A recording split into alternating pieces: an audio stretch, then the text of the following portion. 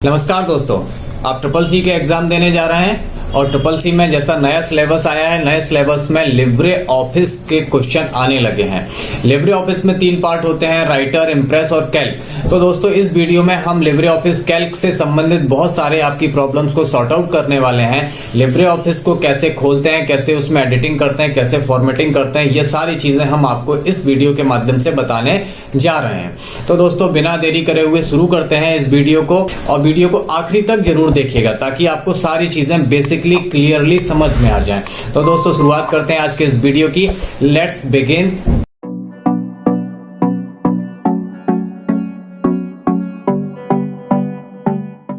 Libre office Calc में data entry कैसे की जाती है, इसको कैसे प्रयोग करते हैं, कैसे काम करते हैं, देखते हैं। स्टार्ट करते हैं आज के इस वीडियो में लिब्रे ऑफिस। पहले वीडियो में देख ही चुके हैं कि लिब्रे ऑफिस का सारा स्ट्रक्चर मैंने आपको समझाया था, कहाँ पे टाइटल वार कैसे क्या होती है, ये सारा स्ट्रक्चर मैं बता चुका हूँ। यदि आपको वो बेसिक चीजें समझनी है तो आप कृपया डिस्क्रिप्शन में दिए हुए मेरे लिंक पर जाइए जिसमें लिब्रे ऑफिस कैल्क का पूरा ओवरव्यू दिया गया है। उसके बाद आपको ये वीडियो देखनी चाहिए। चलिए स्टार्ट करते हैं।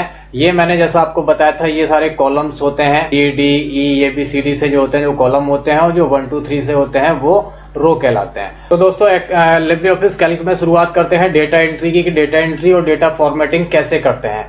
अगर हमें अल्फाबेटिक डेटा लिखना है तो हमने कोई भी नाम लिख दिया, यहाँ पे राजा लिखा, ये अल्फाबेटिक डेटा हो गया। नेक्स्ट टैब में आने के लिए या तो आप कीबोर्ड से टैब बटन का यूज कर सकते हैं, या एक सेल से दूसरे सेल में आने के लिए आप अपने कीबोर्ड के एरो बटन का यूज करते हैं, जिनसे up and down, left and right किया जा सकता है। यदि आप नीचे आना चाहते हैं तो नीचे आने के लिए आप कीबोर्ड का एंटर बटन भी प्रेस करेंगे तो इससे नीचे आ जाएंगे, या लेफ्ट राइट बटन का यूज करके भी आप आगे पीछे ऊपर नीचे हो सकते हैं। अब दूसरे सेल में एंट्री कर दी है नंबर्स की, और तीसरे सेल में एंट्री कर दिया हमने अल्फाबेटिक डेटा की। हमने यहाँ पे लिख दिया राजा 1 2 3 4 5। ठीक है, ये 3 प्रकार का डेटा मैंने यहाँ पे एंटर कर दिया। ये 3 प्रकार का डेटा क्या होता है, कैसे क्या कहलाता है, ये हम आपको बता देते हैं। ये राजा को हम जो लिखा है, ये अल्फाबेटिक डेटा होता है। ये 1 2 3 पे न्यूमेरिक्स डेटा है, और ये अल्फा न्यूमेरिक डेटा है। ठीक है, अब ये हम थोड़ा सा आपको जूम करके दिखा देते हैं, यदि आपको क्लियरली नहीं दिख रहा है तो।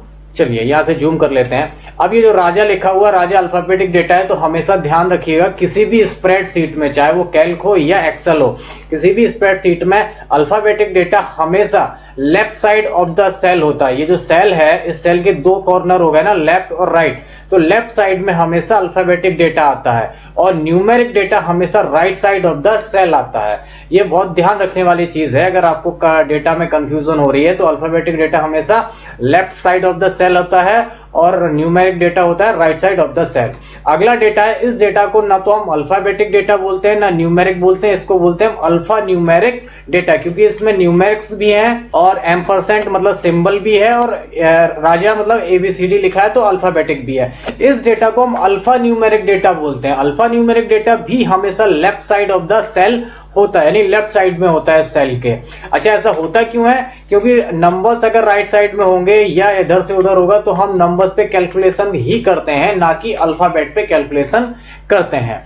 चलिए, अब जो भी डेटा आप यहाँ सेल में एंटर करते हो, अब मैं आपको बताता हूँ, वो पूरा डेटा आपको इधर फॉर्मूला बार पे भी दिखाई देता है। फॉर्मूला बार पे सेल के अंदर लिखा हुआ डेटा के बैकएंड की पोजीशन यहाँ पे दिखाई देती है। अब आते हैं, हम बताते हैं कि यदि आपको कोई डेटा में एडिटिंग करनी है, या आपका सेल में जो डेटा लिखा हुआ उसको परिवर्तन करना है, तो आप कैसे कर सकते हैं। या तो आप अपने माउस से उस सेल पर डबल क्लिक करेंगे तो ये एडिटिंग मोड में आ जाता है। ठीक है, पहला तरीका तो ये हो गया। दूसरा तरीका है, उस सेल पर जाइए और उस सेल के फॉर्मूला बार पे आप यहाँ पे कोई भी डेटा में एडिटिंग कर सकते हो, कोई भी फॉर्मेटिंग यहाँ से भी कर सकते हो, फॉर्मूला बार से भी। ये 2 तरीके हो गए हैं अपने सेल में एंटर करने के और एंटर करे हुए डेटा को सुधारने। ठीक है, चलिए दोस्तों, अब हम आपको बताते हैं कि इसमें और फॉर्मेटिंग आप कैसे कैसे कर सकते हैं। पहली फॉर्मेटिंग हम यहाँ से आपको बताते हैं। ये फॉर्मेटिंग टूल बार है जो मैंने आपको पहले वीडियो में भी बताई थी। इसमें से हम बेसिक फॉर्मेटिंग समझ लेते हैं। बेसिक फॉर्मेटिंग क्या होती है? ये पहला ऑप्शन है द नेम ऑफ फॉन्ट। यहाँ से हम अपने सेल में लिखे हुए डेटा की फॉन्ट की स्टाइल बदल सकते हैं। यहाँ पे बहुत सारे फॉन्ट के नेम्स आ रहे हैं, इनमें से आप अपने सेल में लिखे हुए किसी भी डेटा को उसकी स्टाइल में चेंज कर सकते हो। सपोज दैट अभी यहाँ पे लिब्रेशंस सेंस आ रहा है, लिब्रेशन सेंस आ रहा है और हम इसको एरियल में करना चाहते हैं तो हम इसको एरियल करके एंटर कर देंगे। अब हमारा फॉन्ट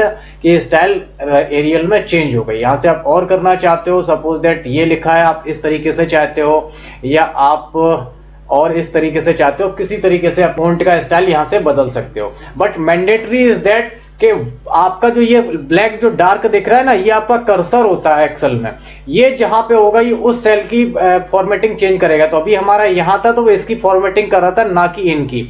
यदि आप चाहते हो वो एक साथ इनकी फॉर्मेटिंग करे तो आपको सिंपल इन तीनों को सिलेक्ट कर लेना। सिलेक्ट करने के लिए हम शिफ्ट बटन के साथ एरो की प्रेस करते हैं और ये सिलेक्ट हो जाता है। तो ये सिलेक्ट हो गया। यहां से आप फिर से आप फॉर्मेटिंग चेंज करना चाहते हो, फॉर्मेटिंग यहां से चेंज कर सकते हो। यहां से हमने इसका फॉन्ट का नाम बदल दिया। यहां से हमें जो भी फॉन्ट का नाम देना है वो फॉन्ट का नाम हमने यहां से बदल दिया। अगला दूसरा ऑप्शन है दोस्तों इसका साइज बढ़ाना। जो भी कंटेंट में लिखा है उसका साइज बढ़ाना। अभी 10 पॉइंट बेसिक साइज मिनिमम अगर होता है तो मिनिमम 6 पॉइंट होता है, लेकिन आप मैक्सिमम इसका पॉइंट कर सकते हैं 96 तक आप इसको बढ़ा सकते हैं। ये देखिए 96 हो गया। तो आपको जितना भी साइज लेना है 10, 12, 14, 15, 16 जितना तक आप लेना चाहते हो आप उतना कर सकते हो। जब अगर आप नॉर्मल प्रोफेशनली काम कर रहे हैं तो मैं सजेस्ट करूंगा हमेशा 10 पॉइंट तक ही इसका साइज लेके चलिए। तो ये हो गया यहां से साइज बढ़ाना। अगला ऑप्शन आता है, ये देखिए मैंडेटरी चीज है कि ये तीनों चीजें सिलेक्ट है तो वो तीनों पे एप्लीकेबल हो रहा है। अगर वो सिलेक्ट नहीं होती तो एप्लीकेबल नहीं होता। जो चीज सिलेक्ट होती है वही पे फॉर्मेटिंग आप कर सकते हो।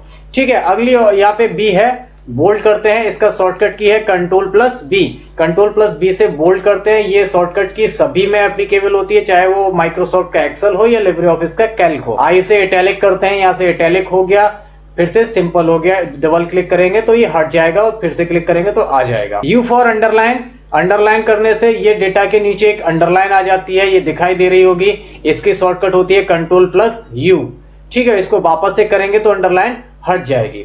चलिए अगला है, यहाँ पे हम फॉन्ट का कलर देते हैं। जो भी लिखा भी ब्लैक में आ रहा है, आप यहां चाहो इस पे जो एरो बना हुआ है इस पे क्लिक करके आप इसका कलर भी चेंज कर सकते हो। सपोज दैट आपको रेड देना है तो आप रेड दे सकते हो, आपको ग्रीन देना है तो आप यहां से ग्रीन दे सकते हो। जैसा भी कलर आप चाहते हो अपने फॉन्ट का वो कलर आप यहां से दे सकते हो।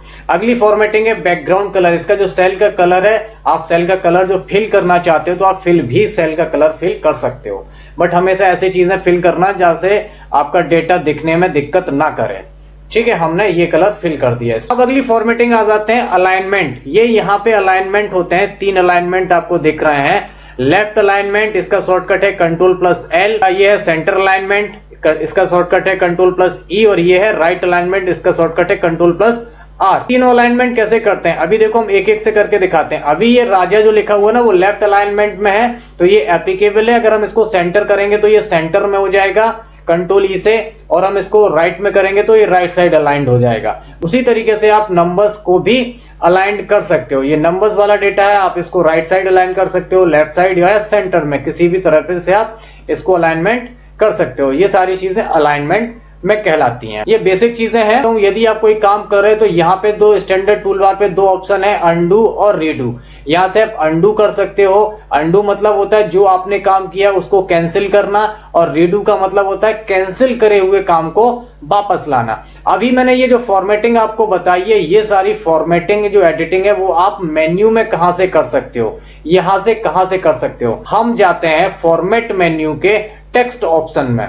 टेक्स्ट ऑप्शन में जाएंगे तो यहाँ पे देखिए बोल्ड, इटैलिक, अंडरलाइन, ये सारी चीजें यहाँ पे आ रही हैं। ठीक है, ये सारी चीजें आपको यहाँ पे दिख रही हैं कि आप यहाँ से इनकी फॉर्मेटिंग चेंज कर सकते हो मेन्यू के द्वारा भी। अभी यहाँ पे एक फॉर्मेटिंग शॉर्टकट कीज भी यहाँ पे लिख के आ रही हैं। आप जैसे मैंने देखो मैं यहाँ बता देता हूँ, मैंने इसको सिलेक्ट किया है, तीनों को सिलेक्ट कर लिया। फॉर्मेट में आके टेक्स्ट में आते हैं, यहाँ बोल्ड कर देंगे तो ये बोल्ड हो गया।